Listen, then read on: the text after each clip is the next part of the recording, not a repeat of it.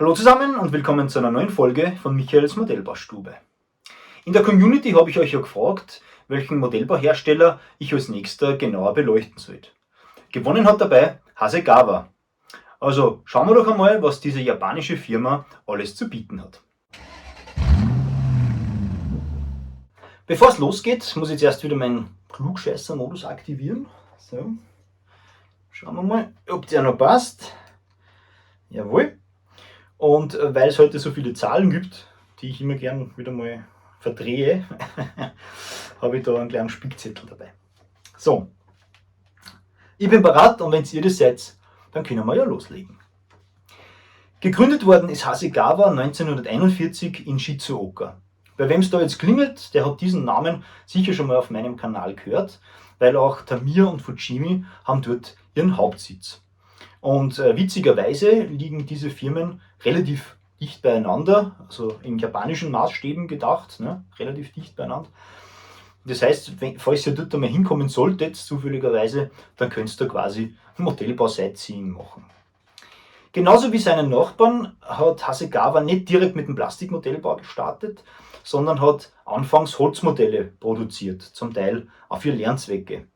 Erst 1961 hat man sich entschieden, in diese Sparte Plastikmodellbau einzusteigen.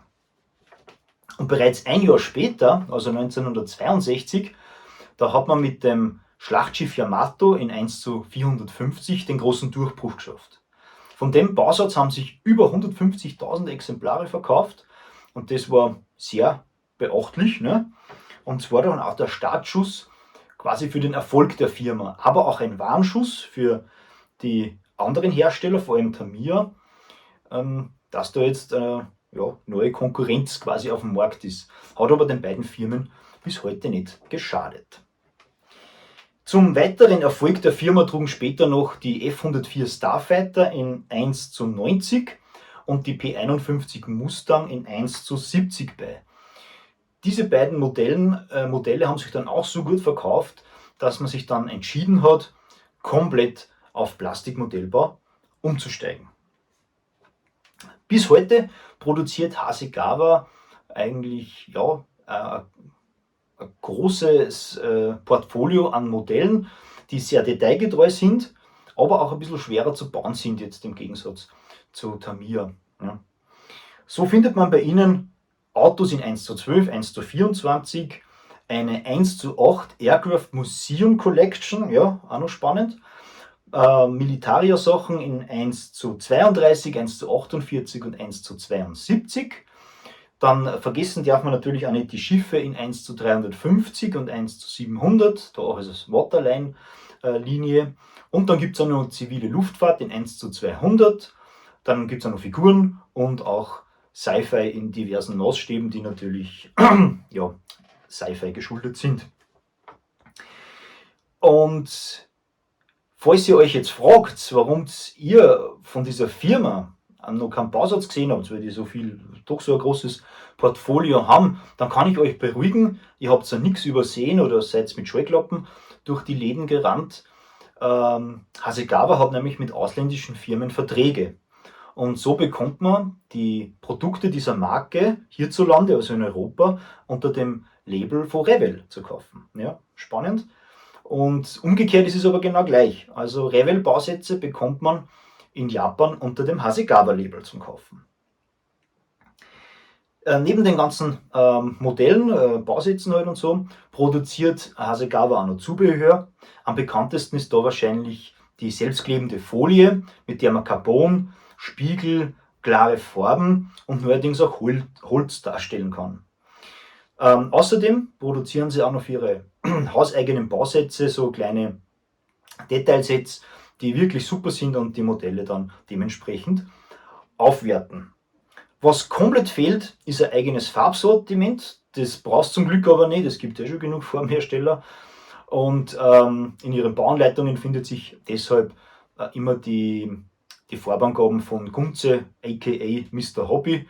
Und das ist wahrscheinlich der Konkurrenz zu Tamiya geschuldet. So, Hasegawa, Top oder Flop? Wir haben gesehen, sie haben ein sehr großes Portfolio. sie produzieren sehr detailgetreue, schöne Modelle, die man zwar ein bisschen schwerer bauen kann, aber man hat dann trotzdem ein gutes Ergebnis im Regal stehen. Sie bieten große Auswahl an verschiedensten Themen an und Maßstäben natürlich, und darüber hinaus haben sie auch noch eigenes Zubehör. Also kann man diese Firma eigentlich als Top bezeichnen. Und Flop? Naja, der größte Kritikpunkt an dieser Firma kann eigentlich nur die Verfügbarkeit in Europa sein. Ich lasse jetzt einmal die Revell gebrandeten Sachen außen vor, weil man sieht ja die Hasegawa-Bausätze bei uns jetzt nicht wirklich in Massen, ne, an Lager bei den ganzen Händlern und Großhändlern und sonstiges. Abhilfe schafft dann natürlich das Internet heutzutage. Ne.